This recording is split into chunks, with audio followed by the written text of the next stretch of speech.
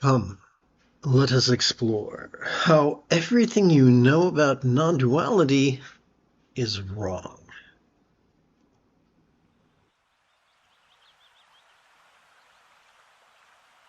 This evening's lesson is drawn from the meditation manual titled Easy Enlightenment. It is available for free download. Together, let us recite. It's not your fault if you've only been exposed to weak-minded teachers and authors who cannot instruct themselves out of a wet paper bag. It's not an indictment against our wisdom or spirituality if the feckless or the elitist could not or would not spell out for us duality as well as its transcendence. Let us begin remedying that with a review. Level 1. Each time we silently and mentally recite the verb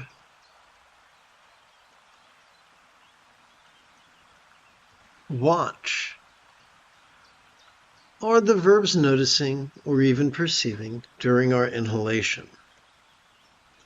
Our sympathetic nervous system wires us to vulnerably, passively, viscerally, randomly, and fleetingly notice perceptions, such as sights, sounds, sensations, flavors, and scents. Level 2. We could also spontaneously notice the full spectrum of human emotions, intentions, cognitions, recollections, and imaginings. Level 3. We could spontaneously notice many things, from the external to the internal, from the physical to the mental, from the pleasurable to the painful, from the interesting to the boring, from the glorious to the grotesque. Level 4.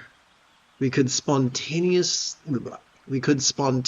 notice the fundamental duality cited in Buddhism, that we desire some things and dread others. Level 5. We could spontaneously notice a subtle resistance to the actual absence of what we desire, as well as resistance to the mere prospect of its absence. Similarly, we could passively notice the subtle resistance to the actual presence of that which we dread, as well as resistance to the mere possibility of its presence. Now, I use possibility. Now I use prospect. Okay, let's continue. As we silently and mentally recite the one-syllable verb rest, or even the three-syllable verbs relaxing or even cessation during our exhalation, our parasympathetic nervous system is wired to support our physical relaxation and mental release. Whatever dread or desire, glory or grotesquerie, interest or boredom, pleasure or pain, mind or body, external or internal, we might have spontaneously noticed during our previous inhalation, thus causing each pole of duality to smack of the same taste of non-graspability. The great South Indian Buddhist philosopher Nagarjuna taught of two truths, the conventional and the ultimate, that we notice during our inhalation and that we feel during our relaxing exhalation, respectively. Each being, enlightened or not, is therefore wired to notice duality during each inhalation and taste of non-duality during each exhalation. This is not an indictment. Au contraire, it is necessary. For just as a one-winged bird cannot take to the sky, those who convince themselves they do not perceive the conventional cannot experience nirvana, despite these pseudo-spiritual blatherings of individuals who think themselves Buddhas, whilst remaining merely self-important boobs. Let us turn our attention to simple perception. As we relax into our exhalation, whatever beauty or ugliness we might have noticed during our previous inhalation could feel as if it was melting into the simplicity of just sight. As we relax into our exhalation, whatever harmony or discord we might have noticed during our previous inhalation could feel as if it was melting into the simplicity of just sound. As we relax into our exhalation, whatever pleasure or pain we might have noticed during our previous inhalation could feel as if it was melting into the simplicity of just sensation. As we relax into our exhalation, whatever deliciousness or disgust we might have noticed during our previous inhalation could feel as if it was melting into the simplicity of just taste. As we relax into our exhalation, whatever fragrance or foulness we might have noticed during our previous inhalation could feel as if it was melting into the simplicity of just scent. Now we could turn our attention to our inner life. As we relax into our exhalation, whatever happiness or sorrow we might have noticed during our previous inhalation could feel as if it was melting into the simplicity of just emotion. As we relax into our exhalation, whatever kindness or cruelty we might have noticed during our previous inhalation could feel as if it was melting into the simplicity of just intention. As we relax into our exhalation, whatever cleverness or foolishness we might have noticed during our previous inhalation could feel as if it was melting into the simplicity of just cognition. As we relax into our exhalation, whatever clarity or dullness we might have noticed during our previous inhalation could feel as if it was melting into the simplicity of just recollection. As we relax into our exhalation, whatever triumph or defeat we might have noticed during our previous inhalation could feel as if it was melting into the simplicity of just imagination. Many teachers rely on the duality of loving virtue and hating non-virtue. How then could we reconcile non-duality with morality? Easy.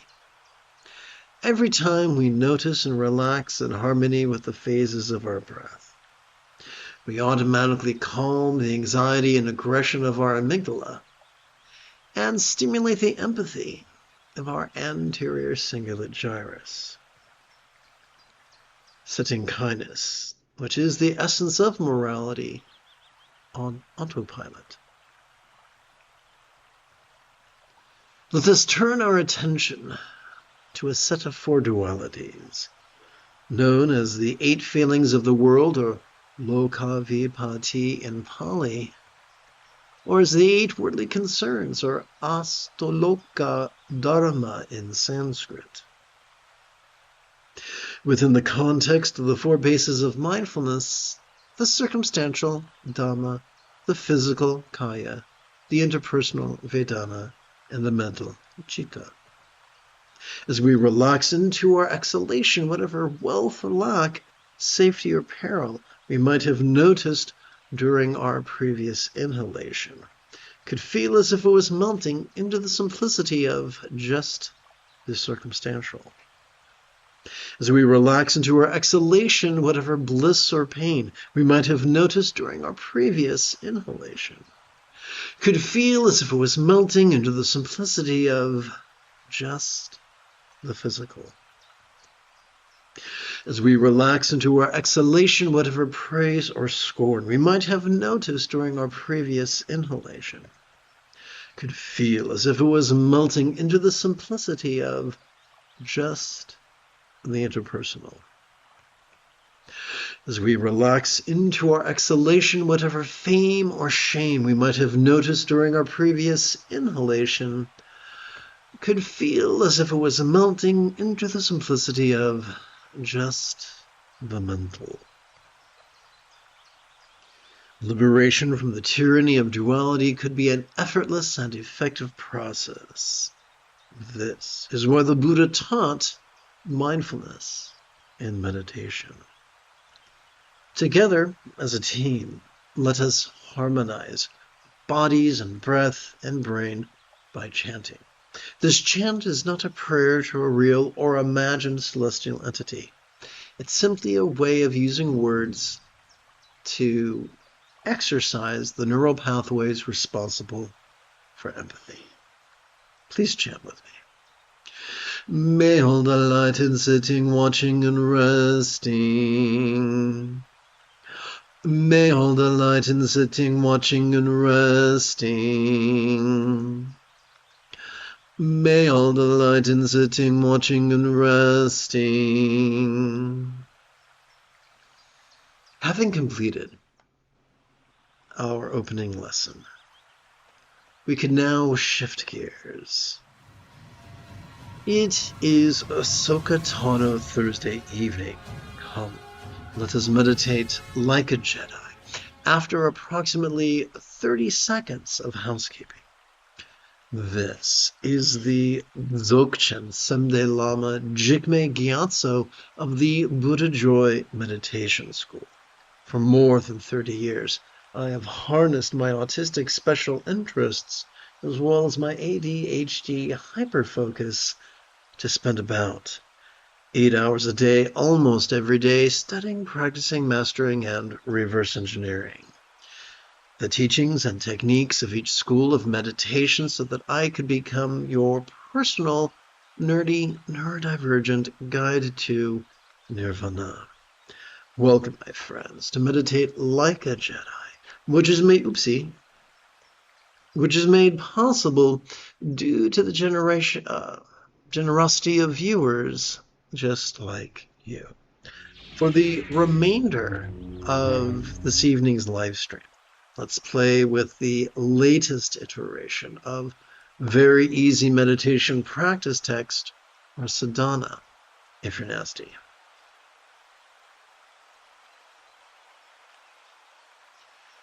Sturgeon's Law reminds us that 90% of everything sucks, including some meditation teachers. Who are these meditation teachers that are sucky? These are the ones who sincerely believe that being rigid, fearful, superstitious, controlling, elitist, cryptic, competitive, and cruel is much, much better than being flexible, loving, rational, laid back, egalitarian, lucid, cooperative, and kind. These are the guys who implore their students to actively and excessively focus and analyzing, so exhausting their prefrontal cortex that they begin presenting with symptoms of depression, no less triggering their amygdala, the seat of both anxiety and aggression. Fortunately, neither the amygdala nor the prefrontal cortex constitutes the entirety of our central nervous system. Case in point, every time we inhale, we are wired to automatically access the sympathetic nervous system ensconced within the middle third of our spinal cord. This bad boy has evolved to help us to vulnerably, passively, viscerally, randomly, and fleetingly notice mind's antics of perception, emotion, intention, cognition, recollection, and imagination. Every time we exhale, we are wired to automatically access our parasympathetic nervous system, which is divided between the lower third and the upper third of that same spinal cord. Our parasympathetic nervous system has evolved to support both physical relaxation as well as mental release to such a degree that which we noticed during our previous inhalation, could fleetingly feel less stressful, less permanent, and even less defining.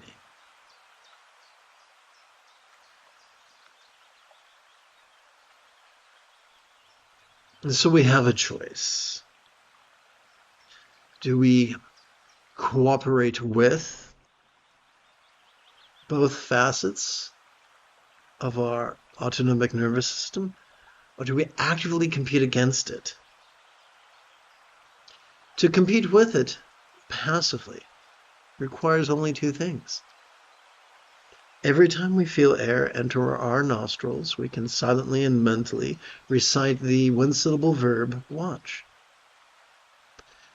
Every time we feel air exit our nostrils, we can silently and mentally recite the one-syllable verb, rest. Watch and rest are short for the six-syllable version, watching the play of mind, resting in its non-graspable nature. Let us sit as sustainably as we can and practice together. The moment you have a specific question about Buddhist philosophy or meditation, do not hesitate to type your question in great detail in the chat window.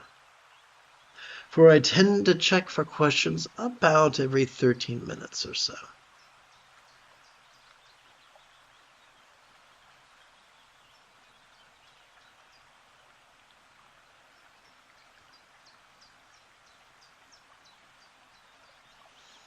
Let's dig in.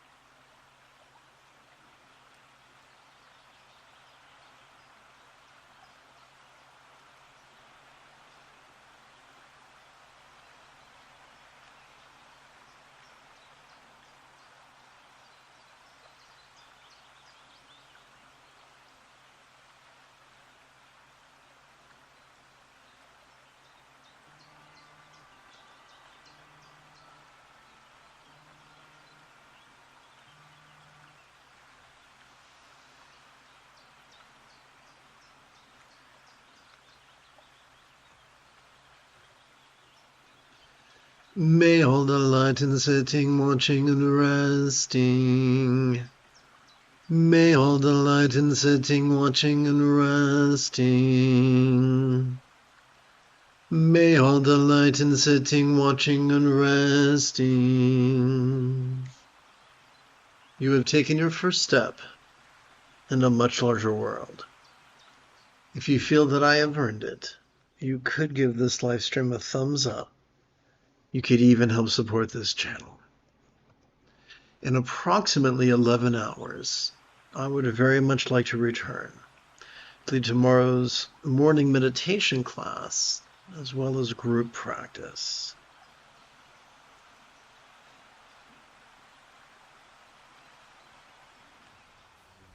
And if you are as geeky as me, may the Force be with you always.